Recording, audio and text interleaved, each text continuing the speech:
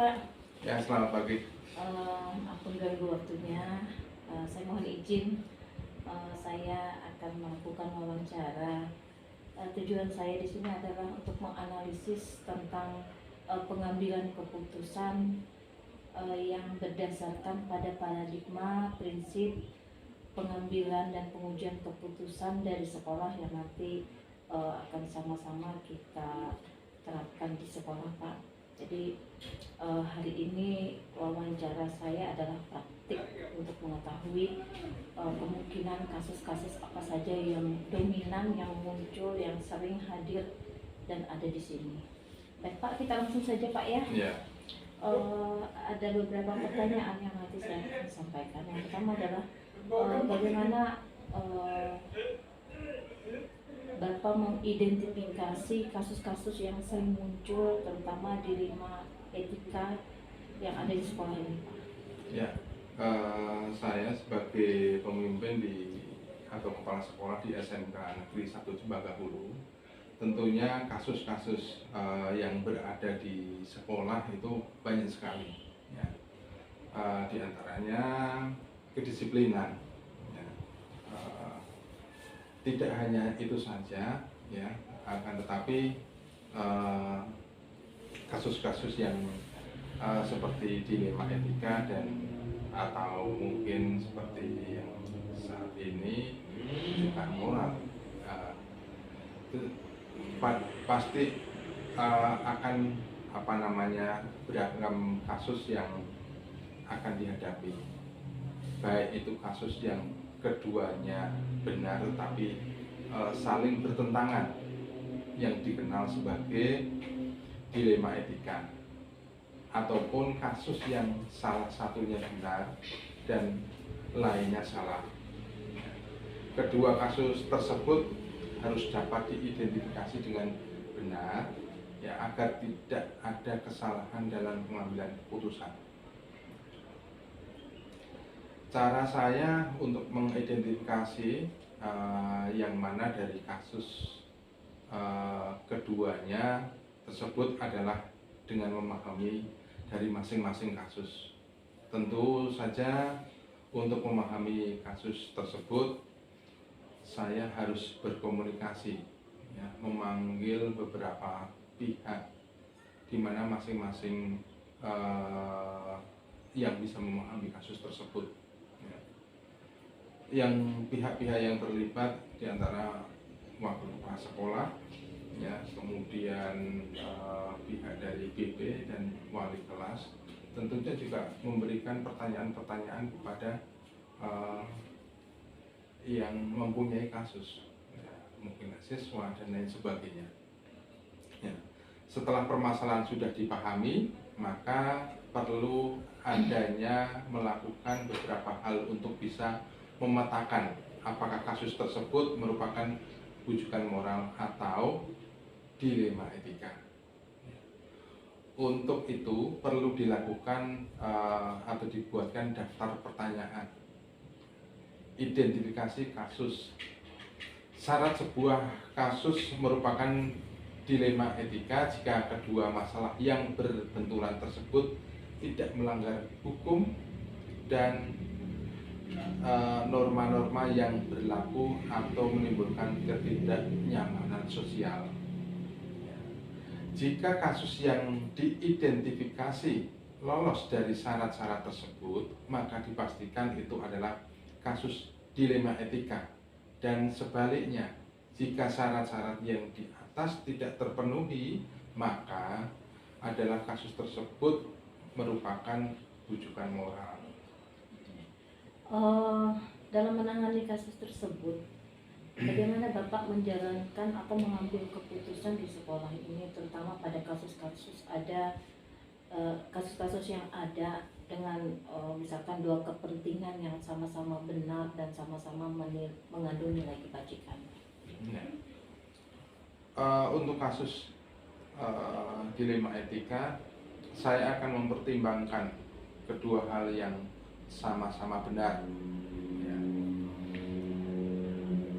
Sama-sama benar yang membenturkan faktor apa atau pihak mana apakah kepentingan per orang atau banyak orang, mengandung nilai-nilai kebenaran atau kesetiaan, rasa adil atau belas kasihan, ataukah berdampak untuk saat ini dan atau seterusnya. Nah, tentunya ada langkah atau prosedur yang dilakukan Pak selama ini, itu bagaimana Pak?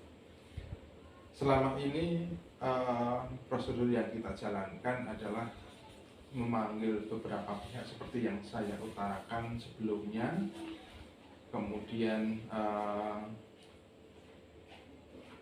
suara dari suara hatinya, dari suara hati dan nalar kita, ya, untuk memilih kebenaran yang paling kecil mudaratnya dan besar manfaatnya, dengan mempertimbangkan kepentingan peserta didik jika kasus itu berhubungan dengan peserta didik, berdasarkan pada prinsip berpikir berbasis hasil akhir, berpikir berbasis peraturan, dan berpikir berbasis rasa peduli.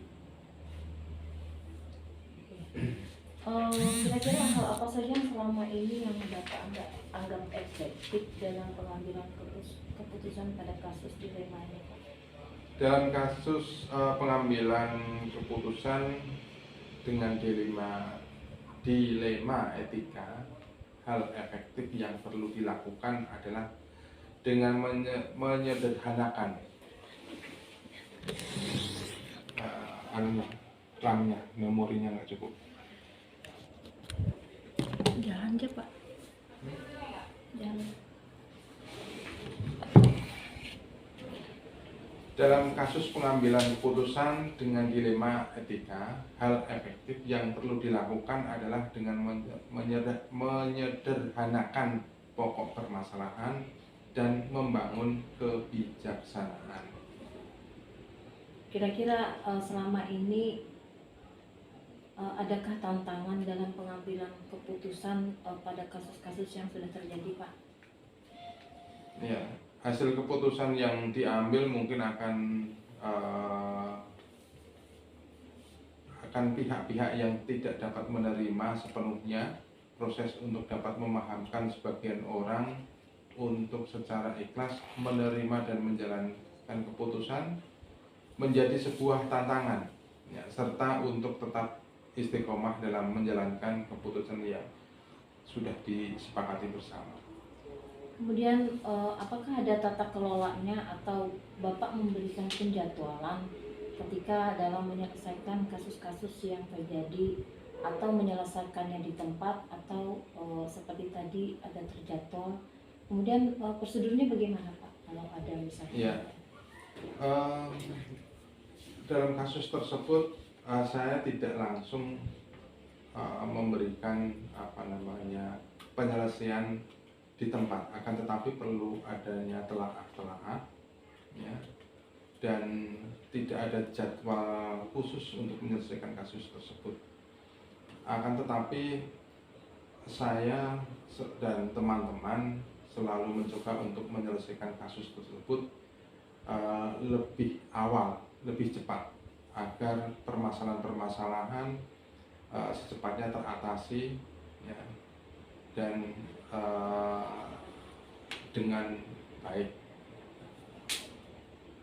Pada kasus yang ada, kira-kira adakah yang membantu Bapak atau orang-orang yang memang berperan aktif membantu Bapak dalam mengambil keputusan itu sendiri Pak? Tentunya orang-orang yang kepercayaan saya, ya, diantaranya wakil kepala sekolah yang pertama, yang kedua guru BP, ya, untuk menyelesaikan masalah tersebut, dan harus juga komunikasi yang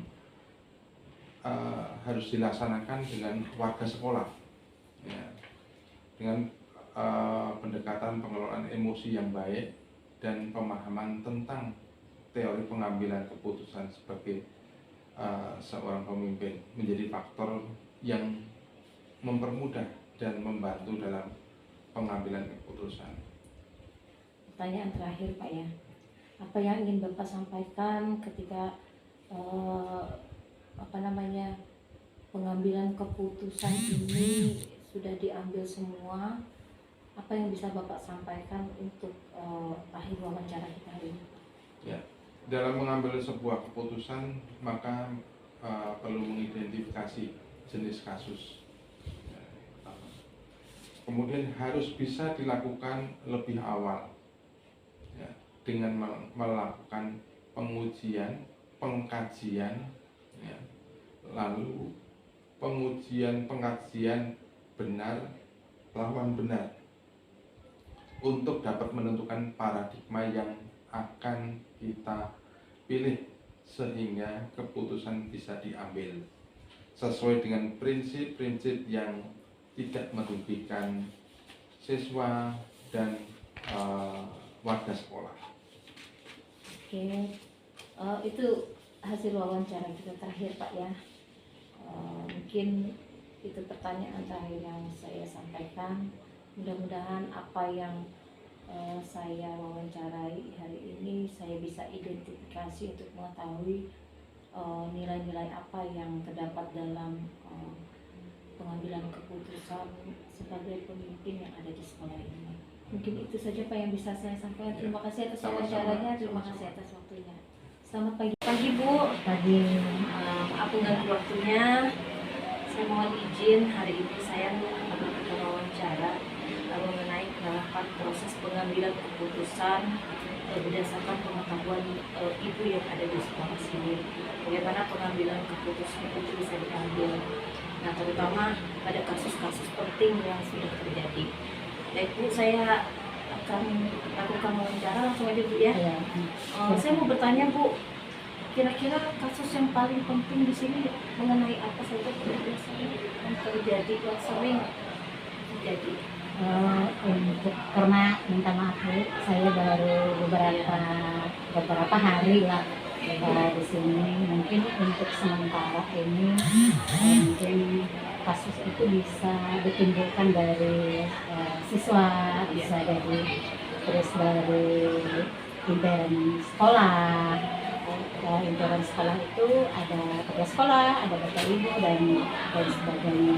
Nah, untuk sementara ini untuk yang kasus saya masih belum menemukan kalau untuk kesiswaan untuk siswa. Nah, yang saya temukan yaitu kasus tentang apa itu serana prasarana. Jadi saya yang ada di lapangan. Nah, karena saya melihat sarana prasarana terutama untuk MCK para siswa, jadi terkendalanya di situ. Membuat anak saya itu atau siswa saya itu kan tidak terlalu tidak terlalu fokus, karena untuk itu adalah hal yang vital sekali menurut saya. Jadi untuk kasus yang kenakalan kayaknya saya masih belum melihat. Terus untuk prestasi juga saya masih belum tahu yang sebenarnya, karena memang kurang lebih 8 hari baru di sini. Mungkin itu berdasarkan kasus yang ada, mungkin Ibu bisa mengidentifikasi sedikit saja mengenai kasus-kasus mungkin berhubungan etika atau moral. Oke, terima kasih Bu. Mungkin untuk etika moral saya lakukan dengan pendekatan komunikasi, terutama komunikasi dan koordinasi dengan Bapak Ibu guru, super khusus lagi yang menangani kesiswaan. Nah, jadi itu kita ambil keputusannya berdasarkan pertimbangan, karena yang paling punya peran adalah kesiswaan. Ini itu. Selama ini bagaimana Ibu menjalankan untuk mengambil keputusan apabila terjadi sesuatu kasus di sekolah? Apakah dua kepentingan itu sama atau apakah mengandung nilai kebajikan? biasanya kita melihat dari sisi kasusnya itu apa dulu. Misalnya kasus itu berat artinya pasti Oke, lanjut lanjut. Nah, biasanya kita kalau memang kita punya kasus, jadi memang kita koordinasinya dengan kesiswaan. Nah, jadi yang lebih tahu banyak tentang kasus-kasus itu kita komunikasikan, kita mengambil keputusan itu berdasarkan kesepakatan bersama, yang tidak merugikan anak, tidak merugikan sekolah, dan kebaikan semua. Dari keputusan itu adakah langkah-langkah atau prosedur yang diambil Bu untuk menangani kasus ini? Ya pasti ada dari keputusan itu kita akan mengambil dari keputusan itu kita akan mengambil langkah-langkah sesuai dengan kasus yang terjadi. Karena itu adalah ada nilai plus, karena kita akan mengevaluasi lagi. Jadi dari kasus itu belum tentu apa yang kita putuskan itu baik, tapi itu adalah sebagai alat kita mengevaluasi untuk hal yang lebih baik. Oke, itu langkah-langkahnya Bu ya. Kemudian mungkin ada hal-hal yang dianggap lebih efektif dalam mengambil satu keputusan. Kira-kira apa saja? Hal-hal yang efektif kita menjalin senantiasa menjalin dan menjaga keberpihakan melalui kebersamaan dan komunikasi dengan unsur-unsur, karena saya di sini adalah pimpinan, jadi yang banyak berperan adalah keberpihakan. Pertanyaan saya selanjutnya Bu, adakah tantangan Ibu untuk mengatasi kasus ini dalam pengambilan keputusan Bu?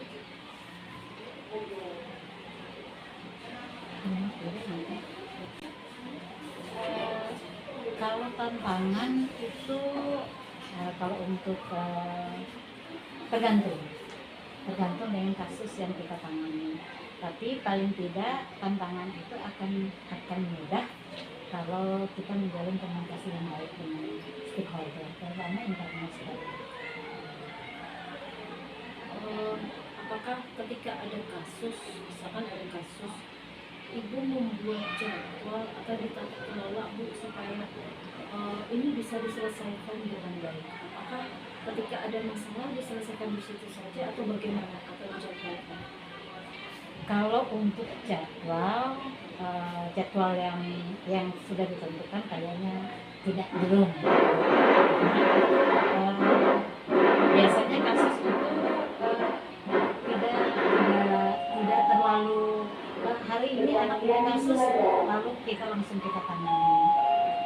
Jadi ditangani dengan cepat, maka kasus itu bisa selesai dengan baik.